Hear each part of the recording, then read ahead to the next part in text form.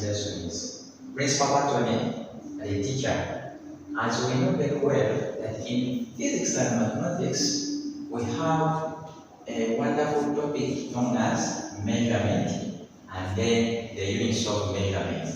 This is one of the basics when it comes to mathematics and then physics as well.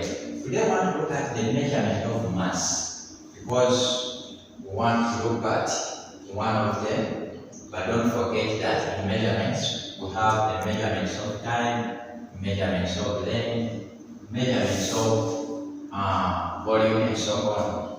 We want to look at measurement of mass. What is mass? First ask yourself before you go to anything, what is mass? Mass is the quantity of matter in an object. So everybody where you are, you look for any matter or any object there, try to lift it. So feel its weight.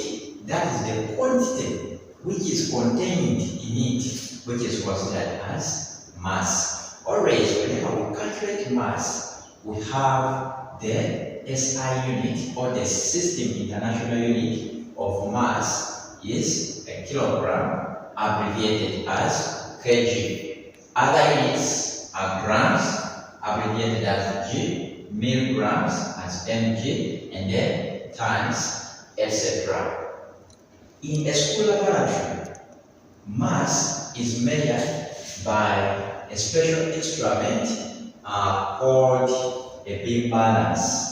So whenever we enter into a laboratory, we measure mass accurately using a beam balance. At times questions can come, which of the following measures accurate mass in a laboratory? So it is a beam balance.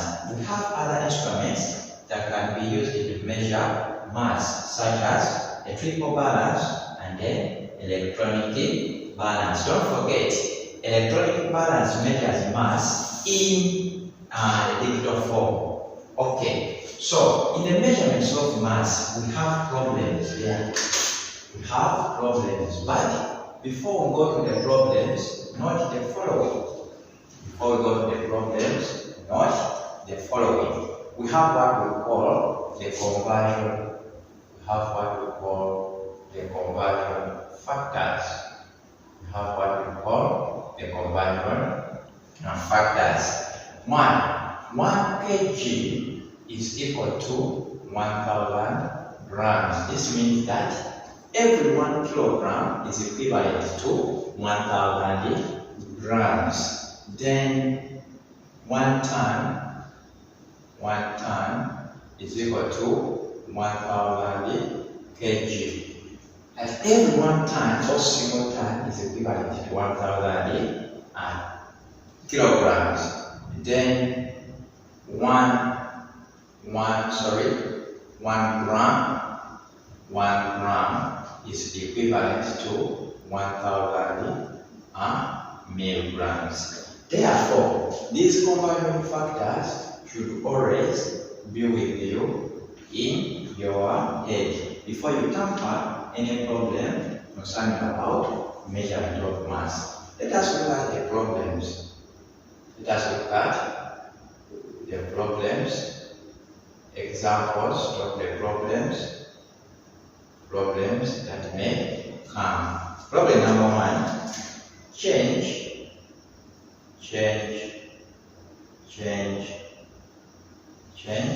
Number 1, 400 grams to kg. Change 400 grams to kg. Problem number 2, they want you to change 0.5 kg to grams. At times the language, the words may change. Here the examiner may use the word convert. Convert 400 grams to kilograms. Let us first look at the solution for part 1. 400 grams to kilograms. First of all, ask yourself, am I converting from a smaller unit to a larger unit or a larger unit to a smaller unit? According to the question number 1, we are converting from a smaller unit to a larger unit because grams are smaller than a kilogram. So what do we need? We have to divide by, as I told you, I will divide by a conversion factor. Divide by a conversion factor. So, when you are changing or converting from a larger unit to a smaller unit, you always multiply by the conversion factor. Now, 400 grams to kilogram. Let us go to our conversion factors. We are converting from grams to kilograms. According to the conversion factor, we have 1000 grams is equal to 1 kg. If 1000 grams is equal to 1 kg, what about 400 grams? 400 grams will be equal to any animal, you can call it Y, X, M, or any variable you can use because we don't know how many kilograms are in 400 grams. So after creating a relationship of units on both sides, divide them on both sides. 1000 grams divided by 400 grams to get a unit, give us 1 kg divided by Y. So from here, we can now see that 1000 grams over 400 grams is equivalent to 1 kilogram divided by Y, which we don't know. So we are interested in calculating the value of Y because Y is the number of kilograms which are in 400 grams. So in division, grams and grams, they actually go up or they cancel. Then we shall remain with 1000 divided by 400, giving us 1 kg over Y.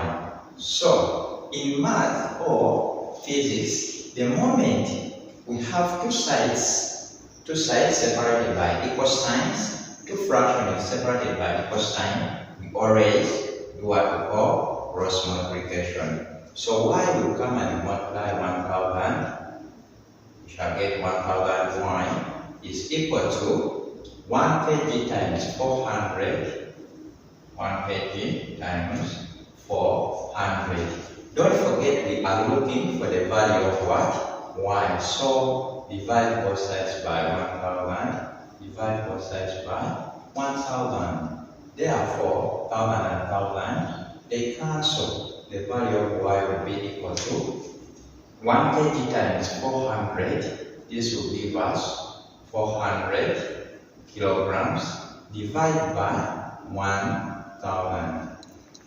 Okay, when we are dividing with bases of 10, always we know that digits move one decimal place to 1, 2, or 3 decimal places to the left hand side. But before you do that, cancel 0 and then 0. So we have 4 divided by 10. 4 divided by 10, even though you place your calculator, it will give you 0.4, but don't forget the unit as kg. What does this mean? That the number of kilograms which are in 400, which are equivalent to 400 grams, are equal to 0.4 kilograms. So ladies and gentlemen, that is the problem number 1. Let us look at problem number 2. Problem number 2, solution to the problem of problem 2. The question is 0.45 kg to grams. We are converting. Don't forget, that is the question. I think so. Yeah. So don't forget, we are converting from a larger unit to a smaller unit. Go to our conversion factor. How many grams are in 1 kilogram?